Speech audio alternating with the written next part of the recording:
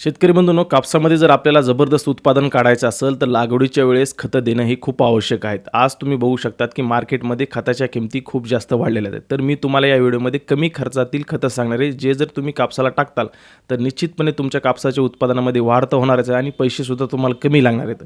तर व्हिडिओ नक्की शेवटपर्यंत पहा आणि या व्हिडिओला जास्तीत जास्त लाईक आणि शेअर करायला विसरू नका, जेणेकरून दुसऱ्याही शेतकऱ्यांच्या पैशात बचत होईल आणि त्यांनासुद्धा फायदा होईल. नमस्कार मित्रांनो, मी ऋषी मोठे पाटील आणि तुम्ही पाहतात ॲग्री सरकार. शेतकरी बंधूंनो, तुम्ही बघत असाल की कापसाच्या उत्पादनामध्ये खर्च हा खूप वाढलेला आहे. त्याच्यामुळे आपल्याला कापूस आता बरेच वेळेस परवडेबल झाला नाही आणि त्याच्यामध्ये आता नवीन भर जी पडली आहे की कापसाच्या किमती ज्या खताच्या किमतीत त्या खूप जास्त वाढलेल्या आहेत.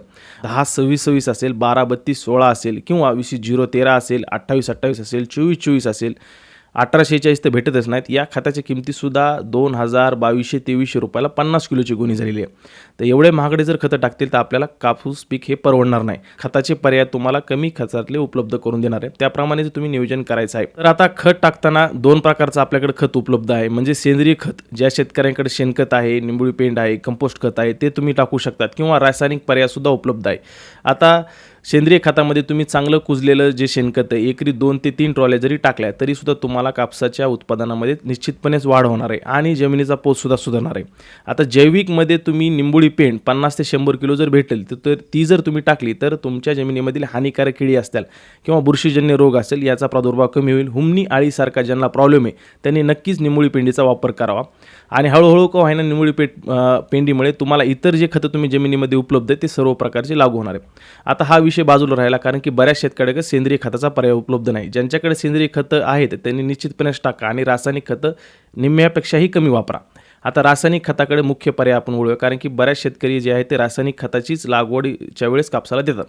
आता रासायनिक खतामध्ये सर्वात महत्त्वाचा जो पर्याय की समजा आता तुम्ही जे बाकीचे खतं मी तुम्हाला सुरुवातीला सांगितले 18-46 आज अवेलेबल नाही, किंमत जरी कमी असली तरी, आणि 10-26, 12-32-16, 20-0-13 या किमती 2200-2300 रुपयाला झाल्यात. त्यामुळे तुम्हाला मी सरळ खताचा पर्याय उपलब्ध करून देणार आहे. कापूस पिकाला आपल्याला खत देताना मुख्य अन्नद्रव्ये आणि दुय्यम अन्नद्रव्यामध्ये 2 अन्नद्रव्याची गरज आहे आणि सूक्ष्म अन्नद्रव्यामध्ये 2 अन्नद्रव्याची गरज आहे. अशी एकूण आपल्याला 3, 2, 5 आणि 2, 7 अन्नद्रव्याची गरज ही कापूस पिकाला लागवडीपासून ते शेवटपर्यंत लागते. पण आता सुरुवातीला आपल्याला कोणते खतं द्यायचे त्याच्याबद्दल बघूया. तर नत्र आपल्याला कापूस पिकाला अत्यंत कमी लागतं सुरुवातीच्या वेळेस, फक्त 20 किलो म्हणजे युरियाची अर्धी बॅग आपल्याला 1 एकरसाठी लागवडीच्या वेळेस बास झाली.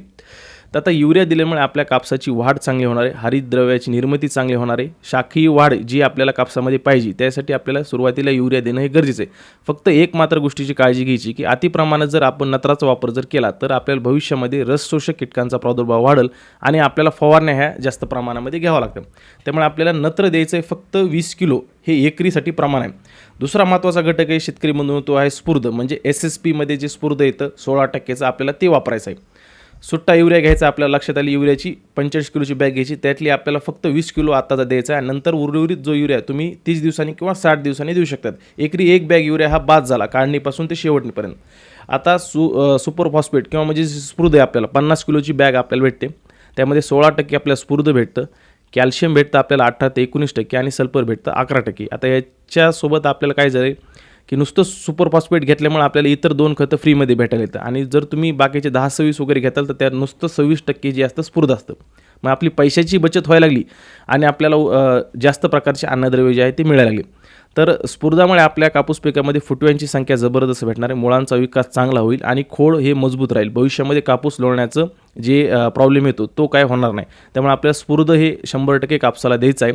तर देताना मात्र एक काळजी घ्या, ज्यांची जमीन हलकी किंवा मध्यम आहे अशाने एकरी 2 ते 3 बॅग द्या आणि ज्यांची जमीन भारी आहे, काळी जमीन आहे, बागायती जमीन आहे अशाने 2 बॅगच SSP दिलं तरीसुद्धा चालतं.